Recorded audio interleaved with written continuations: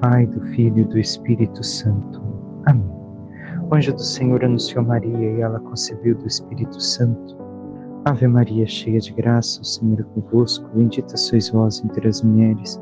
Bendito é o fruto do vosso ventre, Jesus. Santa Maria, Mãe de Deus, rogai por nós, pecadores, agora e na hora de nossa morte. Amém. Eis aqui a serva do Senhor, faça-se em mim segundo a vossa palavra. Ave Maria, cheia de graça, o Senhor é convosco. Bendita sois vós entre as mulheres. Bendito é o fruto do vosso ventre, Jesus. Santa Maria, Mãe de Deus, rogai por nós, pecadores, agora e na hora de nossa morte. Amém. E o Verbo divino se fez carne e habitou entre nós. Ave Maria, cheia de graça, o Senhor é convosco. Bendita sois vós entre as mulheres. Bendito é o fruto do vosso ventre, Jesus. Santa Maria, Mãe de Deus, rogai por nós, pecadores, agora e na hora de nossa morte. Amém. Rogai por nós, Santa Mãe de Deus, para que sejamos dignos das promessas de Cristo. Oremos, infundi, Senhor, em nossas almas a vossa graça, como vos pedimos, para que nós, que pela intercessão do anjo, venhamos a saber o mistério de vossa encarnação, paixão e morte de cruz, cheguemos um dia à glória eterna dos céus, pelo mesmo Cristo, Senhor nosso. Amém. Caríssimo irmão e irmã, hoje celebramos a liturgia da segunda-feira da primeira semana do Tempo Comum. E, neste ano par, as leituras são diferentes sempre. O Evangelho consiste nos mesmos que escutamos nos dias do Tempo Comum. Porém, as primeiras leituras são diferentes de um ano para outro. No ano passado, meditamos toda a leitura do ano ímpar. Este ano vamos meditar as leituras do ano par. A primeira leitura de hoje é do livro de Samuel. Havia um homem sufita, oriundo de Ramá, no monte Efraim, que se chamava Elcaná, filho de Jeroam, filho de Eliú, filho de Tou, filho de Suf, efraimita. Então vemos por primeiro fato que Elcaná é descendente de Efraim, é do povo de Efraim. Elcaná tinha duas mulheres, uma chamava-se Ana e a outra Fenina. Fenina tinha filhos, Ana, porém, não tinha. Todos os anos, esse homem subia da sua cidade para adorar e oferecer sacrifícios ao Senhor Todo-Poderoso, em Silo. Os dois filhos de Eli, Ofni e Finéias, eram sacerdotes do Senhor naquele santuário. Quando oferecia sacrifício, Elcaná dava à sua mulher Fenina e a todos os seus filhos e filhas as porções que lhes cabiam. A Ana, embora a amasse, dava apenas uma porção escolhida, pois o Senhor a tinha deixado estéril. Sua rival também a magoava e atormentava, humilhando-a pelo fato de o Senhor a ter tornado estéril. E isso acontecia todos os anos. Sempre que subiam à casa do Senhor, ela a provocava do mesmo modo. E Ana chorava e não comia. Então Elcaná, seu marido, lhe disse: Ana, por que estás chorando e não te alimentas? E por que se aflige o teu coração? Acaso não sou eu melhor para ti do que 10 filhos? Vemos aqui o sofrimento de Ana. Ana, que todos os anos cumpria com aquilo que lhe era devido, subir ao santuário para oferecer ao Senhor. Estamos ainda no tempo dos juízes. Então, ia ao santuário do Senhor, na tenda onde se encontrava a arca. Ainda não existia aquela grande construção de Salomão. Os reis não tinham chego. E neste santuário, Ana sofria. Indo à presença do Senhor, sofria. O que podemos tirar? Sabemos como vai continuar a história. Mas algo tem a história a nos dizer de Ana. Ana ia à casa do Senhor. Ana sofria por causa de sua rival, mas não sofria, não brigava com o Senhor por aquilo que lhe permitira passar. Ana vai rezar pedindo ao Senhor que lhe conceda a graça de ser mãe, mas em momento algum briga com o Senhor, discute a sua vontade. Ana permanece fiel ao Senhor apesar de tudo aquilo que lhe acontecia. Vemos que o ir ao santuário do Senhor lhe provocava este grande atrito com a outra cônjuge do seu marido. Todos estes problemas, porém, não deixava de subir ao santuário do Senhor para fazer o que devia ser feito. Estar na presença, oferecer sacrifício, rezar. Apesar de seu coração doer por causa da vergonha da esterilidade, ela não deixava de ser fiel. Suportava as dores que o Senhor permitia que passasse. E sabemos que tudo isso fez com que Ana crescesse na graça do Senhor e estivesse preparada para aquilo que o Senhor realizaria no momento oportuno e que vamos ler dentro dos próximos dias. E assim está o questionamento em nossas vidas. Diante de tudo aquilo que sofremos, que passamos, perseguições, calúnias, atritos, dificuldades, rivalidades. Ah, mas eu estou na igreja e olha, vem tal pessoa faz isso para mim, olha a calúnia, olha a rivalidade, não sei. Nós temos permanecido fiéis ao Senhor como Ana? Sido servos do Senhor? Compreendido que se o Senhor permite o sofrimento, permite a dor, é porque algo Ele realizará em nós que nós ainda não sabemos compreender. Talvez algo grandioso, poderoso, que nós nem imaginamos. Mas temos esta fé, temos a confiança no Senhor, que Ele não nos deixará somente no sofrimento, mas que no momento oportuno, como diz a Sagrada Escritura, enxugará toda lágrima e realizará sua vontade e sua graça em nossas vidas. E realizará algo grandioso, não para nós, mas para a sua glória, através de nós, e onde nós também nos alegraremos, porque nos alegramos na glória do Senhor.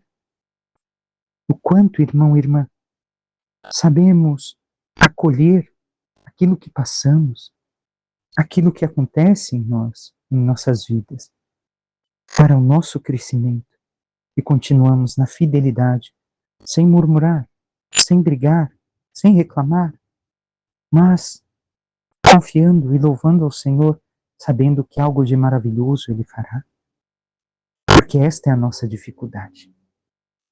Nós, muitas vezes, ao chegarmos ao sofrimento, e hoje temos muitos, como dizer, muitos evangelizadores que falam de uma alegria, de uma prosperidade no Senhor sem fim. Mas vemos que a vida do servo do Senhor não é somente isso. Ela é cheia de percalços, porque a fidelidade do Senhor ao Senhor, como meditávamos em certos aspectos ainda ontem, ocasionará sofrimento ao seu servo. O mundo se afastará de nós, as pessoas não nos olharão mais como antes, teremos tantas dificuldades, mas a nossa alegria está em fazer a vontade do Senhor, como diz o Salmo, como diz o próprio Cristo, como escutamos ontem a voz do Pai.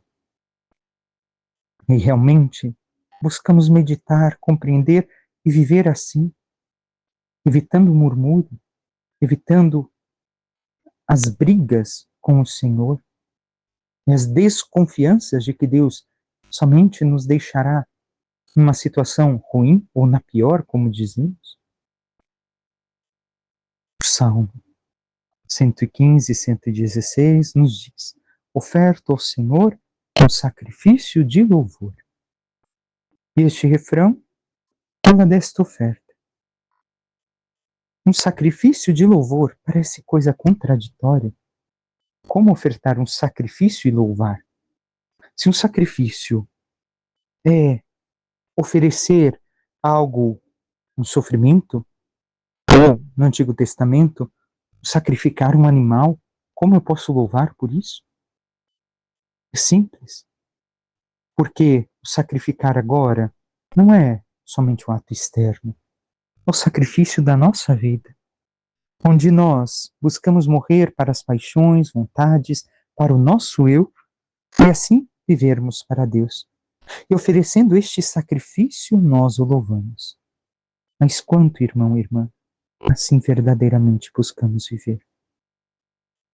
Por fim, o Evangelho, onde São Marcos nos diz: depois que João Batista foi preso, Jesus foi para Galiléia, pregando o Evangelho de Deus e dizendo: o tempo já se completou, e o reino de Deus está próximo. Convertei-vos e crede no Evangelho. E passando à beira do mar da Galiléia, Jesus viu Simão e André, seu irmão, que lançavam a rede ao mar, pois eram pescadores. Jesus lhes disse: segui-me, eu farei de vós pescadores de homens.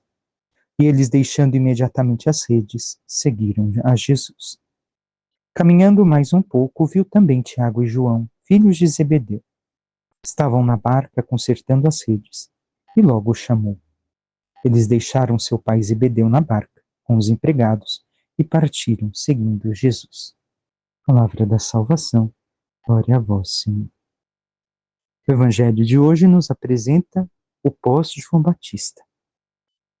Aquilo que João Batista realizava, que ontem ouvimos no batismo, meditamos através do batismo de Jesus, o batismo de João pregando a conversão, era a preparação para o Messias, para o Cristo. Agora Jesus diz o quê? Jesus, que volta para a Galileia, sai da Judéia e sobe 800 quilômetros para a Galileia. Ele diz: o tempo já se completou. Qual tempo? O tempo da espera. Agora o Messias está já para realizar a obra de Deus.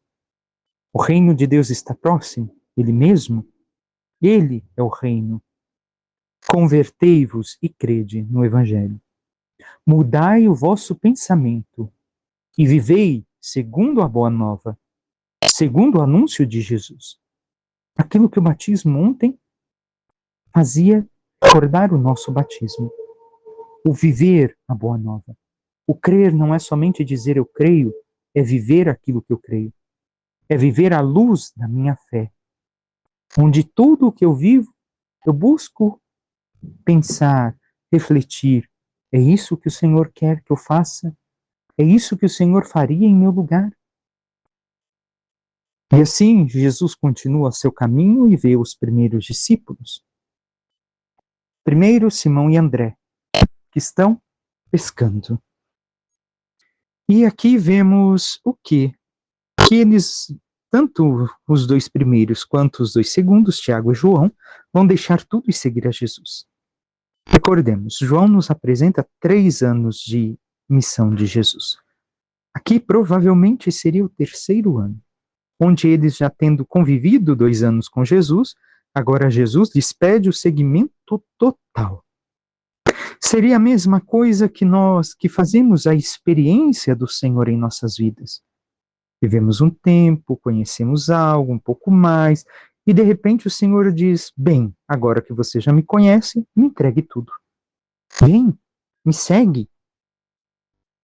E assim diz o Senhor a Simão e André: segui-me, eu farei de vós pescadores de homens. Segui-me. Seguir é o quê? Ir após, estar atrás, seguir os mesmos passos, colocar os pés no mesmo lugar, quase como quando crianças nós queríamos, em brincadeira com outras crianças ou com nossos pais, colocar o pé no mesmo lugar que o outro colocou. Então é isso seguir. Seguir a Jesus, seguindo seus passos, imitando seus passos, da mesma forma, na santidade. Eu farei de vós pescadores de homens. Se o mar representa o mal, porque ali está o desconhecido, ali há o perigo grandioso, o Senhor está falando que vos farei pescadores de homens no sentido de tirá-los daquilo que é o mal, daquilo que lhes destrói, daquilo que lhes mata, e trazê-los, ao contrário de um peixe que, ao trazer para fora do mar, morre. Nós devemos de trazer os homens para a vida, porque é o mar que mata, é o mal, o pecado que mata. Mas realmente temos realizado a missão que o Senhor nos confia. E vemos que depois destes 2 anos, eles deixaram tudo e seguiram a Jesus. Jesus continua o caminho e vê depois Tiago e João. E logo o chama. E a mesma coisa fizeram. Partiram e seguiram Jesus. Nós, o quanto temos nos disposto a seguir Jesus?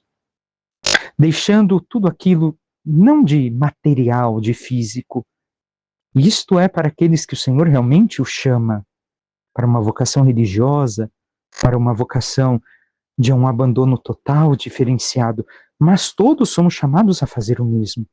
A deixar tudo que é no nosso interior, para seguir aquilo que Jesus nos inspira.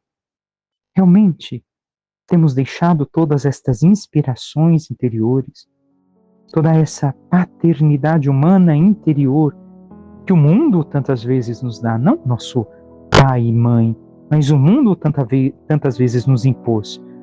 Nós temos a coragem de deixar tudo isso para seguir aquilo que Jesus nos inspira e espera que nós vivamos? Peçamos à Santíssima Virgem Maria, nossa Mãe, que interceda por cada um de nós, nos ajude cada vez mais vivermos a total escuta de seu Filho, que nos chama a segui-lo, e seguindo os seus passos, seus ensinamentos, seu Espírito, possamos viver cada vez mais na santidade, para que, imitando e sendo fiel até mesmo nos sofrimentos e dificuldades da vida, possamos um dia merecer a glória dos céus. Louvado seja nosso Senhor Jesus Cristo, para que sempre seja louvado. Por intercessão da Santíssima Virgem Maria, de todos os santos e anjos de Deus, desça sobre vós, vossas famílias, vosso trabalho e tudo que vos pertence, a bênção do Deus Todo-Poderoso, que é Pai, Filho e Espírito Santo. Amém. Um santo e abençoado dia a todos.